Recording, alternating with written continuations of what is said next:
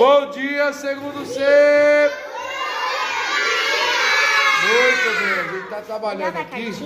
Isso, vai chegar lá o animal e você tem que fazer a interpretação do som dele. Tem que desenhar no caderno de arte. Mas pronto, tem que ganhar. Cadê? Tá lá já no grupo, eu coloquei lá. Pode lá ver. Pessoal, a gente tá trabalhando aí com o som dos animais. Ó o Henry aí. Cada um vai receber uma fichinha e vai ter que fazer a interpretação do som dos animais. Já terminou? Vamos fazer o desenho do animal aqui, ó.